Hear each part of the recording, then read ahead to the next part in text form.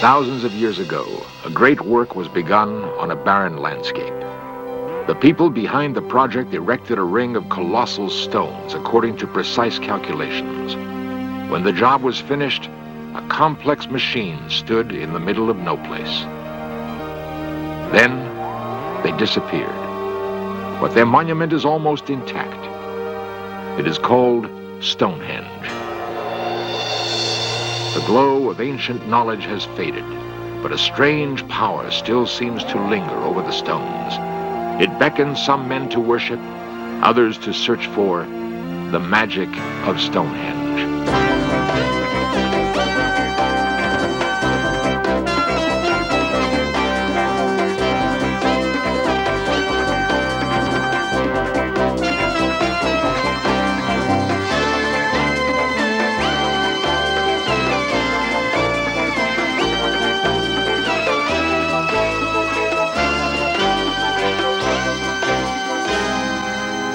The architects are unknown.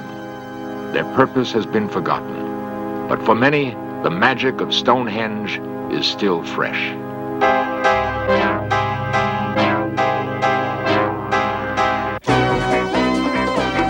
This series presents information based in part on theory and conjecture. The producer's purpose is to suggest some possible explanations, but not necessarily the only ones, to the mysteries we will examine. It is among the classic mysteries of the world, an immense circle of stones that stands on the Salisbury Plain in southern England. For centuries, men have called it Stonehenge and wondered at its purpose. The mystery of Stonehenge is twofold. Who built it and why?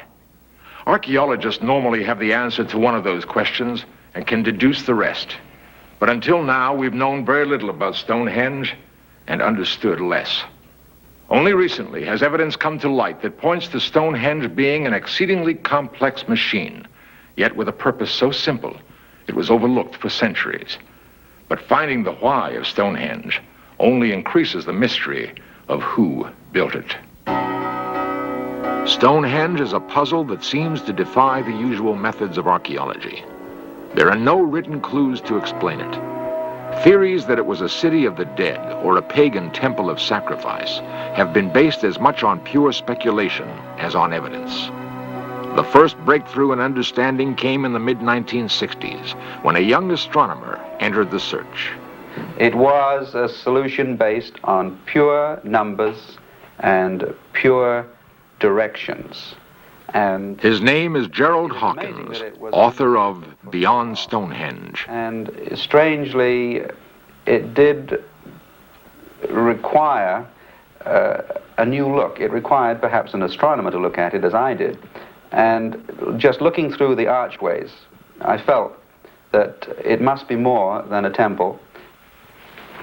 The idea of doors in an open plain didn't make sense to me, and I felt I should see something through these archways. So began the quest for a solution to the riddle of Stonehenge. Hawkins began by investigating the few known facts. The earliest holes in the ground seem to date now to 2,500, 2,700 BC. Roughly the time of the Egyptian pyramids, maybe a few centuries ahead. Then Stonehenge proper was built approximately 2000 BC. They were working there for centuries, perhaps even 1,000 years. The world at 2500 BC was dotted by no more than a handful of civilizations. Much of the world's population lived in caves. Man was learning how to forge crude tools out of bronze. In Egypt, the slaves were still toiling over the Great Pyramids. The walls of Jericho were yet unbreached. In Mesopotamia, the Sumerians were just beginning to use a new tool called writing to record their history and legends. It would be centuries before the Jews would hide the Dead Sea Scrolls in the caves of Qumran. From the tiny island of Crete, the Minoan Empire ruled the Mediterranean world. Their ancient sea kings had not yet sailed their ships beyond the Straits of Gibraltar.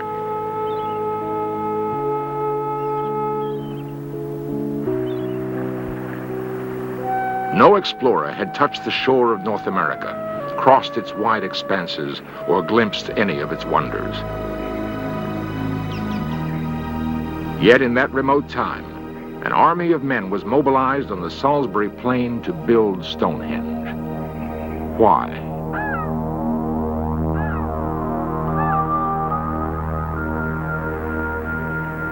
At one time, the suggestion was the stones came down by glaciers, but it seems that the stone was indeed quarried.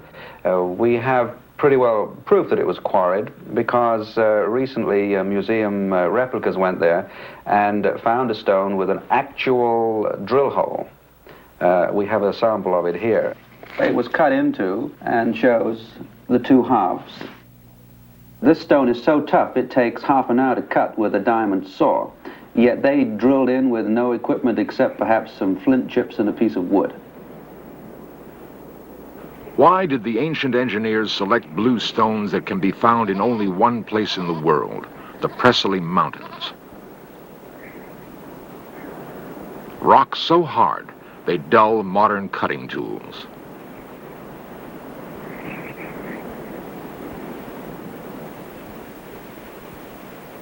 This is one of the inner circle of bluestones which geologists have found were brought all the way from the Preseli Mountains in Wales. And it does seem that there is really only one place in the world where they could have come from. But there is also a theory that... Another investigator, Francis Hitching, has been probing the legends of Stonehenge, groping for a key to unlock its mystery. There's still a lot of unanswered questions, the main one being, why on earth did they bother to put up these as opposed to those? What special kind of power did these stones contain? Hitching believes that for the ancient Britons, the countryside was alive with supernatural spirits, and that even the rocks were endowed with magical powers. Local folklore is rich with tales like that of the Devil's Heel. It is said that the devil stalked the woods one night and left his mark in stone. According to another legend, 9 maidens were frozen into stone when the morning light caught them frolicking on the moors. Other rocks were thought to dance on midsummer's morn. It was a matter of firm belief that evil spirits presided over certain boulders, like the hunchback gnome that lurked under a roof of stone, or the witch who cast a spell over Tinglestone, making it unsafe to touch after dark. Positive powers were attributed to other monoliths, like the one called Stanton Drew, which could supposedly cure a sick child of the pox. Or the Fairy Stone, which was believed to emit a strange energy, like an electrical charge. What all these legends add up to, it seems to me, is that a certain kind of power existed in them and was known to the people at that time. And as recently as a couple of years ago, there were reports of witchcraft ceremonies taking place in a series of stones called the Rollright Stones in the Midlands. From the Presley Mountains, where the Stonehenge rocks were quarried, they were hauled some 240 miles across the landscape of England. No powered vehicles existed. Forests and narrow streams clotted the path between the quarry and the final site. How were the stones moved? In 1954, the British Broadcasting Company recruited 40 schoolboys to retrace the steps their ancestors might have taken. The purpose of the experiment was to determine the likely methods used to transport the stones. A concrete slab, only 1/50th the weight of a bluestone, was used. Nothing like this astonishing feat of transportation was ever attempted by any other people in prehistoric Europe. Their task was so arduous that later generations believed the builders must have been aided by the magician Merlin. According to legend, Merlin made the stones so light that they could float on water. But there were still casualties along the way. If magic is excluded as a source of power for the Stonehengers, then most of the population of southern Britain must have been involved in hauling the stones to Salisbury. We're speaking very glibly about it. I estimate 1.5 million man-days of work and many broken legs and so on. A drive, an effort, an achievement that they got a great satisfaction out of. As to what was in their minds, at least I have uncovered certain very hard facts, numerical relationships, an interest in precision, an interest in time patterns, and this means something very fundamental to their psychological basis and to their beliefs. What they were doing was a complete entity to them, and it must have been extremely satisfying.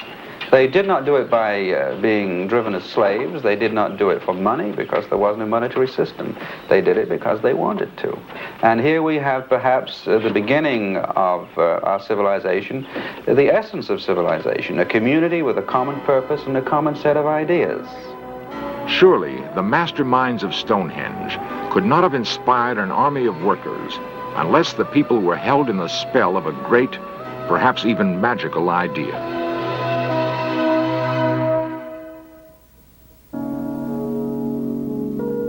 A religious sect called Druids claims spiritual descent from the architects of Stonehenge. There is little evidence to support their claim.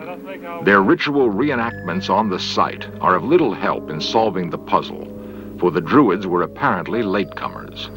The people who put up Stonehenge came from a time before people could read and write, and really this is one of the big mysteries about Stonehenge, how they came later on to have a mathematical, geometrical, astronomical knowledge which seems quite beyond the conceptions of primitive and barbarian people. But perhaps more remarkable than that is the fact that scattered all over Britain are some 300 other circles, some of them still intact, which can do the same job. And the man who has discovered this, spent half a lifetime doing it, is Professor Alexander Thom. An engineer by training, Thom was convinced that there was a calculated design behind what appeared to be a random arrangement of stones. Using advanced mathematics, Thom was able to prove that the stones were aligned both to one another and to the movement of the planets in the night sky. The implications of his discovery are staggering. It now seems possible that the whole of prehistoric Britain was landscaped according to a deliberate and far-reaching plan.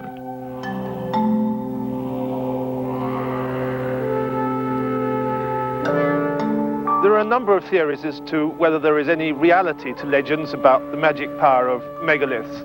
And perhaps the one which has been most widely written about is that the whole of Britain is crisscrossed with a network of invisible straight lines called ley lines. These are supposed to link all ancient sacred sites like some unimaginably complicated spider's web. And the stones, all the sites, burial mounds, tombs, they're supposed to have been put on certain key places which were chosen because they had some kind of power. Fortresses were built atop sacred mounds, as if to absorb the power of old ruins. And monks erected churches on sites where pagan priests once gathered to recite magical incantations. In folklore, some key sites retained their magic long after the builders disappeared. It is known that around some of these sites, underneath tombs, around the standing stones, there are anomalies in the Earth's magnetic field. And here, I think, may lie the secret to the power in these megaliths. If Francis Hitching's theory is correct, What prehistoric man called magic may have been akin to 20th century electromagnetic energy. Is it just possible that people in those times somehow knew how to tap the electromagnetic anomalies that are in these stones and use them in their healing? Is it perhaps also possible that they used it, as birds do and as dogs seem to, in telepathy? They could find their way by these stones. They could perhaps communicate from one stone to another. They were like a giant psychic grid which could be used for telepathic purposes. Like the animals of the forest, the inhabitants of prehistoric Britain may have been attuned to the Earth's signals. Some have theorized that electromagnetic energy may be the basis of extrasensory perception. If this is true, perhaps the Stonehengers used that psychic energy on a level never achieved since. At the very center of this hypothetical communications network stood Stonehenge. As a quantitative scientist, I saw a fundamental pattern that intrigued me and reached my brain and mind. And so, with calculations, I was able to go back in time to 2000 BC and, as though it were, stand there and watch the sunrise and moonrise and planets and stars. And with the computer, very quickly, we could see that the pattern of stones matched the pattern of the sky.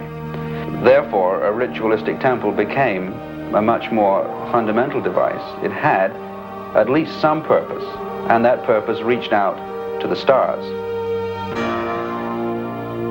With the aid of a computer, Dr. Gerald Hawkins was able to do what no man before him had done: prove that Stonehenge was in part a calendar and an observatory. Each giant block points to a specific position of a planet or star as it moves in its journey across the heavens. In such a way, sky and earth were inextricably bound through a Stone Age machine. The most celebrated alignment is the heel stone that points to the rising sun on midsummer's morn. The popular assumption is that the Druids used the site for rituals of incantation and human sacrifice. But were they the designers of Stonehenge? Archaeologists and antiquarians have argued for centuries about who put up this great erection of stones here. The best bet seemed to be the Druids, because the Druids were known to have existed here in Britain before Caesar arrived. In fact, Caesar described the Druids. So 18th century antiquarians such as William Stukely used to draw fanciful pictures of the Druids as they thought taking part in ceremonies around Stonehenge and similar kinds of circles.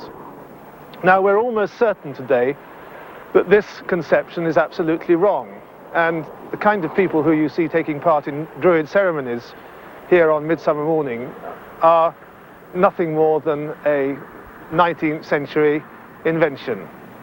Druids, in fact, what we do know about them, they had a strong priestly class who used to gather, on the whole, in oak groves where their secret ceremonies took place. They were a bloodthirsty race. Caesar describes them as hanging people up in baskets and burning them. Otherwise, we know that they were indeed expert astronomers. If, as Hitching and other investigators have concluded, the architects of Stonehenge were not the Druids, then who did design and build it? Far from being mere hunters or cave dwellers, the prehistoric Stonehengers seem suddenly to have become possessed of a superior, highly sophisticated intelligence. Otherwise, they could never have devoted their total energies to a grid that covered all England and focused on the axis of Stonehenge. One must wonder, from where did they get this incredible spurt of knowledge? A spurt that was 5,000 years ahead of its time. The answer may never be known, but the stones still have a power for many who worship in the manner of the Druids. And Stonehenge still intrigues men who seek to understand the workings of an ancient machine. I wonder if they were not worshipping a new type of god to us, a god of time. The idea just comes to me now that perhaps the repetitive security of time, following time, was of value to them, and perhaps even Stonehenge itself was built to perhaps defeat the ravages of time in that time had a concept to them. If ever we can find out an idea that explains what they did, it will be really dramatic. I don't feel that we've come close to any idea yet, but you can imagine a god of time. We don't have it. We hate time, but maybe they look forward to it.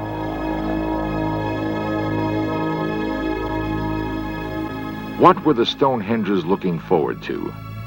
Was it merely the observations of the cycles of time, or the predictions of eclipses? Or did they expect some even more magical communication from the outer cosmos, where time has no limits?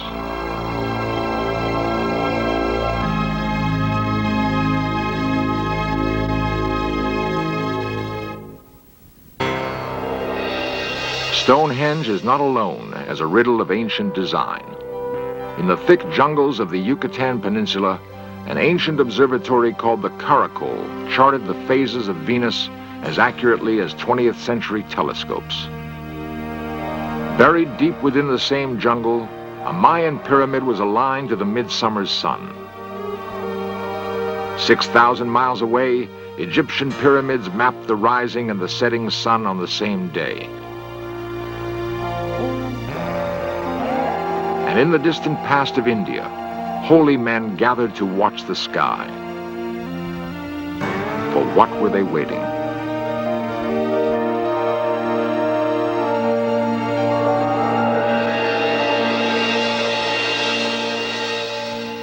We have some understanding now of the possible explanation for Stonehenge and the other monuments around the world that have puzzled investigators for so long. The question which still eludes us is who erected these working monuments? Clearly, they were the work of people more advanced than we had thought possible for that time. We can speculate that our ancestors were possessed of knowledge that was somehow lost to succeeding generations. Or perhaps they had help.